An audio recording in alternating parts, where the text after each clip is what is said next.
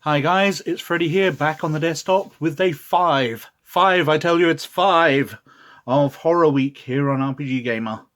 And today I would like to present something else from White Wolf Games. Not really from their World of Darkness, but connected. I would like to present this, Vampire the Masquerade: The Dark Ages. Now, this is a series of historical ones that White Wolf did. While the World of Darkness was their main money earner, main storyline, which had not only vampire in it, werewolf, mage, changeling, wraith, and mummy, I think was one of the lesser ones as well. But that was their main thing. This was a series of games set at points in history of that time. So you had Werewolf the Wild West, you had Wraith the Civil War, or was it the Great War? I believe it was the Great War. I don't remember what the mage one is. I don't think they did a changeling one. But vampire, they did the Dark Ages. So it's set during sort of medieval times, when vampires were the lords in the castles. And it sets out that. Now, basically, it's a reskinned version of Vampire. The powers and all that are fairly similar, perhaps with some slight tweaks.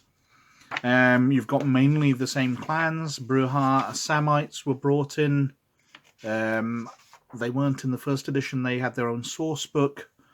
Cappadocians are there instead of the Giovanni, which replaced them. Followers of Set. So, the Setites in Vampire the Masquerade are an evil clan who don't follow the Masquerade, but at this point in time they're still in polite society. La Sombra, Malkavians, Nosferatu, Ravnos, Toreadors, Tremias. Tzimisces, again, they'd gone over to the dark side, abandoning the Masquerade, using their powers and having fun with it by the time of the Vampire the Masquerade. And the Ventru, the sort of brave leaders of the clans. But it's an interesting setting. Historical, I can't see people wanting to really have a campaign in this. But it's, again, with White Wolf products, it's very nicely presented. There's everything you'd want in there. It's a lovely game. And this was one of the better accepted of the historical games, because they also did this. Werewolf the Dark Ages, filling in what the werewolves were up to within that setting. It says it's a historical source book for Werewolf the Apocalypse and Vampire the Dark Ages.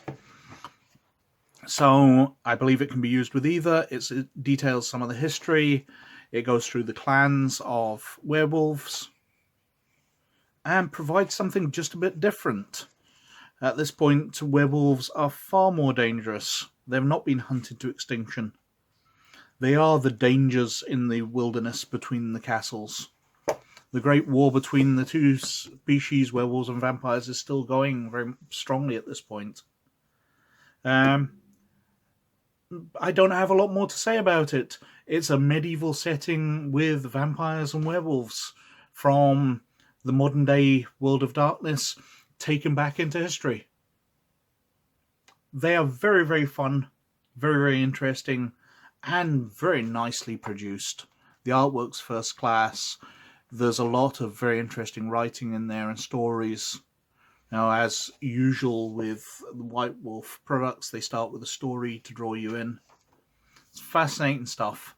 Highly recommended if you can get a hold of it. I know they're relaunching the World of Darkness as it used to be, bringing back the Masquerade and Apocalypse games, even though they finished off that storyline in the early noughties.